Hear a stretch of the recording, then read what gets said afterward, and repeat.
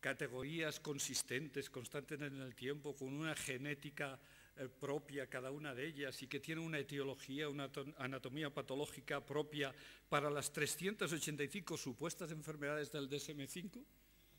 En fin. Y sin embargo, lo que sí sabemos es esto, y esto desgraciadamente tampoco lo hicieron los psiquiatras, sino lo hicieron los que estudiaban trastornos cardiovasculares. ¡Guau! Bueno, pues eso, que en la sociedad, según lo mío, 14. Según lo que habíamos reducido ya.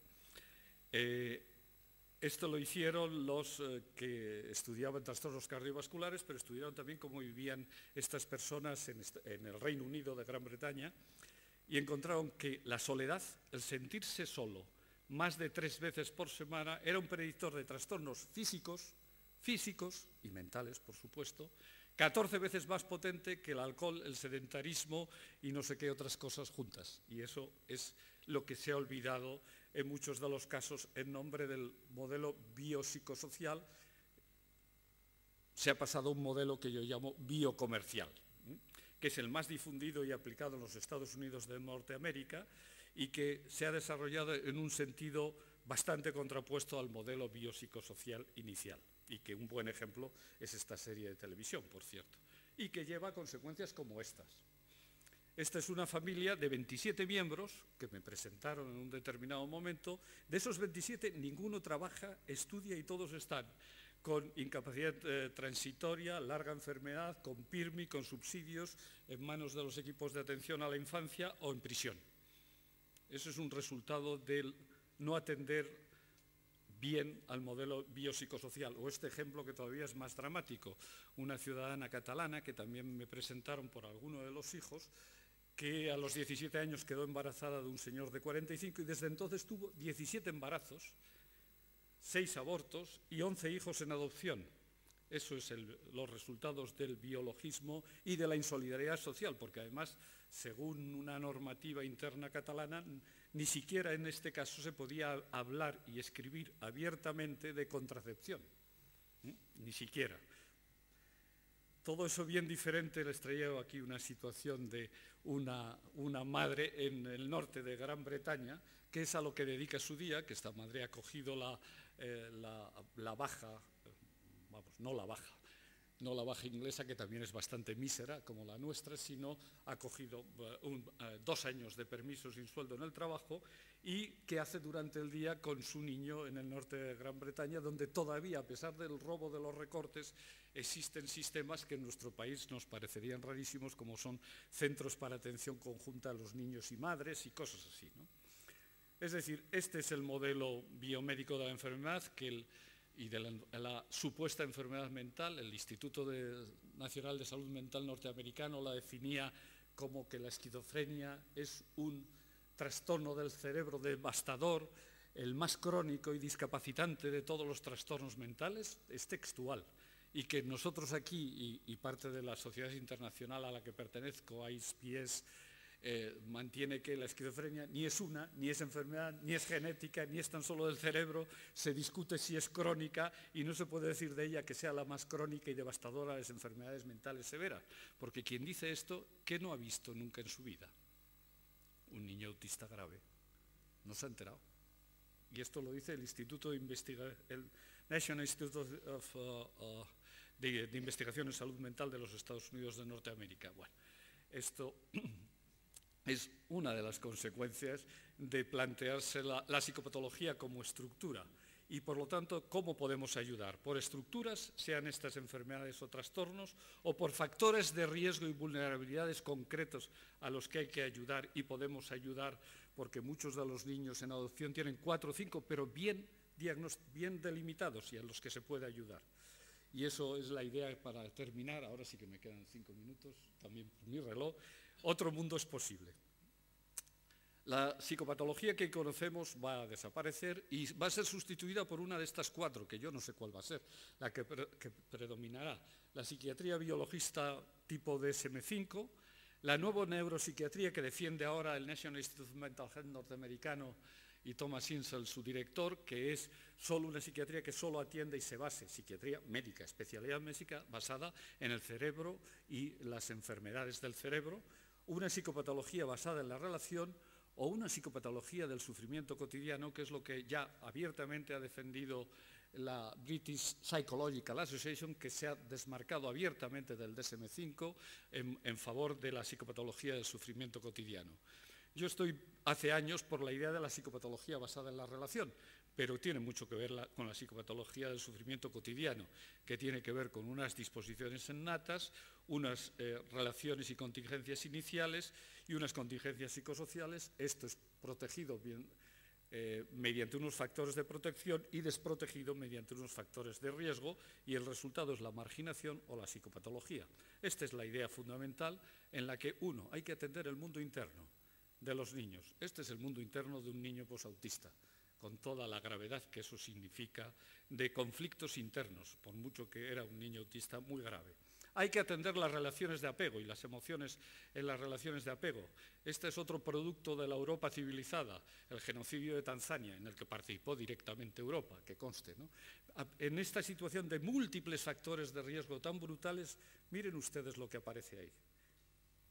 En un niño casi en quasi-orquíor, es decir, con hambre crónica, emanciación, fíjense lo que aparece ahí, es la posibilidad del apego, incluso en una situación, en una situación así. Todo eso tiene que ver con el mundo emocional. Eso que habíamos dicho, las 7 emociones básicas, que en la película son 5, y que hay que añadirle a las 3 o 4 emociones del self, y que este señor ahí de abajo, que es un especialista en ratas, estonio norteamericano, que es Jack Pansek, no, especialista en ratas no, especialista en la alegría en ratas, que es mucho más divertido, ¿no? Mucho más, es un especialista en la alegría en ratas, Jack Pansek, se metió en un terreno hace unos 13 años, en un terreno resbaladizo, diciendo que en realidad eran 4 y que la segunda era la pena pánico. Claro, pero el pánico y los trastornos de pánico son un trastorno psiquiátrico. Se metió en un lío y acaba de salir hace 3 años él y su equipo, y esto es una línea de investigación muy amplia en los Estados Unidos y en otros países que trabajan investigando los sistemas emocionales. Y, por ejemplo, estas ideas de Pansek daban ideas sobre la última discusión que tenían ustedes esta mañana en la mesa anterior. Es decir, ¿cuáles son las 7 emociones básicas? Son estas. Que fíjense que la primera es, no he conseguido fondos para traducir este libro porque es muy caro. Y entonces he tenido que hacer yo las traducciones, o sea que es posible que cuando se traduzca, pero es aproximadamente así. El seeking es la primera emoción básica del ser humano. Y recuérdense ustedes, un niño desde que nace, todas las emociones están desde el principio y tienen una neurología y una psicología diferente cada una de las emociones, que son aproximadamente estas y que yo he traducido pasándome a Bruce Springsteen, yo he traducido también de esta forma, ¿no? Es decir, nacemos para indagar, nacemos para atacar, nacemos para temer, nacemos para amar, nacemos para cuidar. Y fíjense que aquí esto va en contra del psicoanálisis, aunque las investigaciones neurológicas van dándole la razón al psicoanálisis, en este campo no, porque separan 2 sistemas emocionales básicos. Nacemos para atacar, nacemos para apenarnos y para penar, y nacemos para jugar y divertirnos. Para eso todo nacemos, y nos lo montemos como nos lo montemos, no son extirpables ninguna de las emociones. Son reducibles, pero no extirpables. Para extirpar un sistema emocional básico hay que producir grandes daños cerebrales, y eso afortunadamente todavía no es posible o no se hace, ¿no? Ya veremos, depende del mundo. Y todo esto ocurre a lo largo de múltiples transiciones en el desarrollo. Sí, esto sí que se lo voy a decir, para que tengan en cuenta cuál es el mejor ambiente para esas emociones y esa situación en el desarrollo. Esto es un cerebro humano, una composición computerizada de cerebros humanos de los 5 a los 20 años, para que se vea que al principio predomina la sustancia azul que ven ahí, que es la sustancia blanca, la sustancia blanca. Al principio no predomina, predomina al final. Al principio predomina la falta de sustancia blanca y luego predomina la sustancia blanca. ¿Por qué? Porque la sustancia blanca corresponde a las conexiones. Nacemos con unos 100.000 millones de neuronas aproximadamente y establecemos a lo largo del desarrollo entre billones y trillones de conexiones que tienen que ver con el medio ambiente y que tienen que ver, por ejemplo, con que un bebé desde el nacimiento, cuando está despierto, establece entre 8 y 20 intercambios con su cuidador principal por minuto. Por minuto. Y una semana tiene 10.800 minutos. Calculen ustedes cuántas, como para luego engañarle a ese ser que están haciendo ahí. Bueno, este es un libro que les recomiendo sobre cómo esta persona, Paul Williams, que lo traemos a España dentro de pocos meses, a Badalona, pudo librarse de una situación de todo tipo de factores de riesgo, todo tipo de padres perversos, alcohólicos y demás, ¿no? Para eso hay que tener en cuenta lo que yo llamo los factores de protección, y eso es lo que nos permitiría una aproximación más cuidadosa, una visión diferente nos permitiría una aproximación más cuidadosa a la marparentalidad, que tiene muchas perspectivas y que no hay una clara, pero al menos nos podríamos acercar a saber qué es lo que buscamos cuando hablamos de marparentalidad adecuada y evitar algunas de las deformaciones típicas que ustedes habrán visto tantas veces, que es el hijo reencarnación, el hijo que puede morir, el hijo como juez, el hijo como hermano, el hijo que no será como fulanito, como mi padre, mi madre, mi tal, ni no sé qué, el hijo idealizado, etc. Todo esto ha tenido aplicaciones muy concretas en un barrio el barrio del mundo mundial donde más gente consultó un equipo de salud mental, que son unos barrios de Barcelona concretos que nos consultó la cuarta parte de los habitantes. Y entonces tuvimos que inventar sistemas para no medicalizarnos, pero luego ha dado lugar al programa del Niño Sano de la Generalitat de Cataluña, que la única ventaja que tiene es que intenta detectar factores, muchas ventajas, pero alguna de ellas, es que intenta detectar factores de riesgo y decirle al profesional que los detecta qué tiene que hacer en función de esos factores de riesgo sin que tenga que inventarse definiciones. Todo esto ha estado tapado por los años de la burbuja inmobiliaria y sobre todo de la burbuja sanitaria, porque el miedo está ahí detrás y un miedo que nuestro país tiene que ver, yo creo, de forma importante con qué se ha hecho con el recuerdo de la guerra civil y de lo que aquí pasó, que la única persona procesada por ello es el que intentó rescatar alguna de las cosas, algunos de los elementos que pasaron. Pues yo siempre pregunto, ¿cuántas personas murieron en la guerra civil española? Y ya una persona se ha bajado en el asiento, he visto en la sala, rápidamente, porque es que no lo sabemos. Gran parte de la población no sabe cuántas personas murieron en la guerra civil, de la cual en el mundo mundial hay más fosas sin rescatar los cadáveres, después de Camboya, después de la guerra Khmer. 560.000 al menos, para que ustedes tengan una idea, ¿no? Todo eso hace replantearse, es una reacción maníaca que nos ha hundido en toda una situación maníaca donde a los niños, como los más débiles, vuelven a ser los primeros y los estamos hipotecando en vez de otras posibilidades que defendemos algunos, que es más tiempo con los hijos y, por lo tanto, 2 años de maternidad a cargo de los poderes públicos. No es ninguna locura, existe en otros países y tenemos que defenderlo así como elemento fundamental y en adopciones incluido, y tal vez en adopciones mucho más todavía, ¿no?, que eso, precisamente, 2 años de maternidad.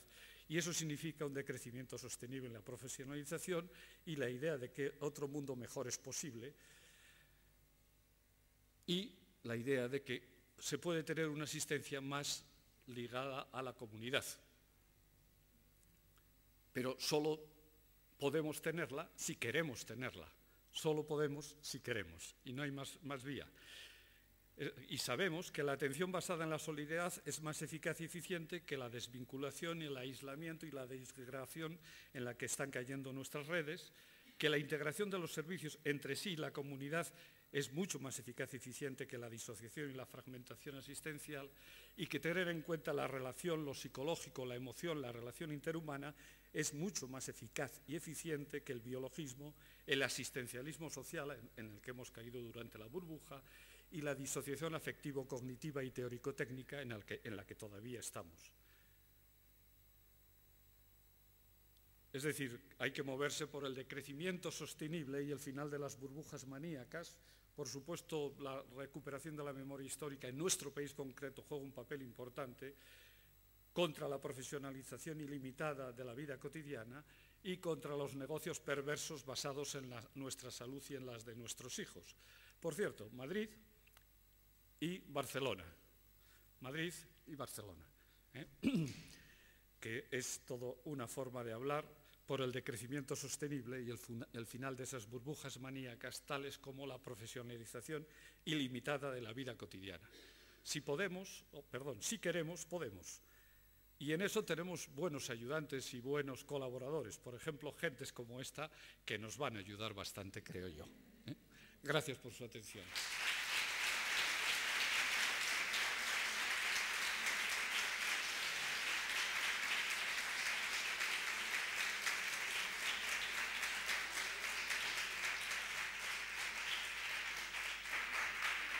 Muchísimas gracias, doctor Jorge Tizón, por su maravillosa exposición con muchas verdades, además.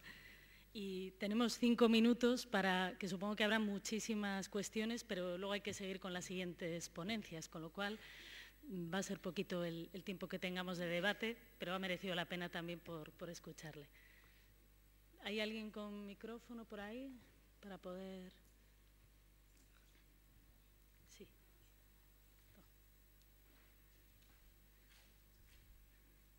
¿Alguna duda? Sí. Por ahí lo traen, sí. Aquí delante, por favor.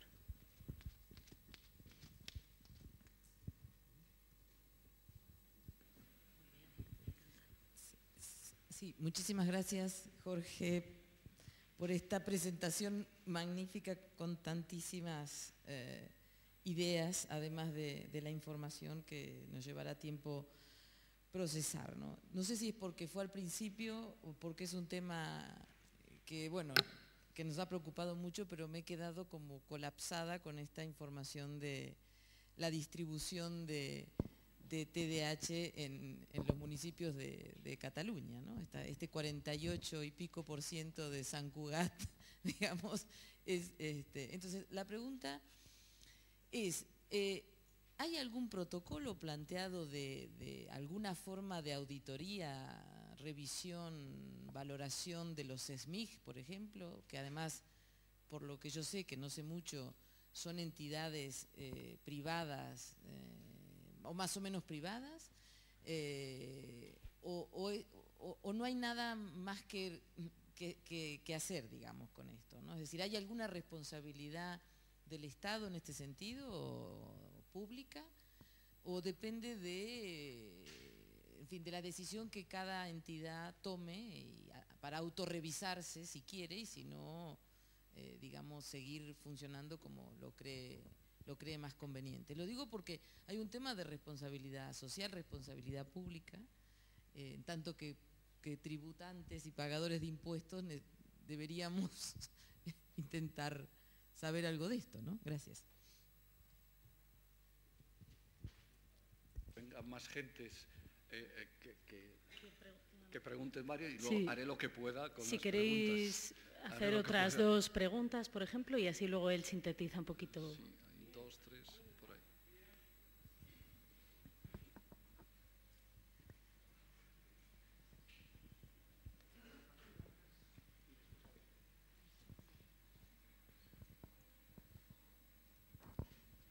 Bueno, yo quería hacer una pregunta muy, creo que sencilla y complicada. ¿Qué hacemos las familias cuando nos dicen que tenemos que medicar a nuestros hijos?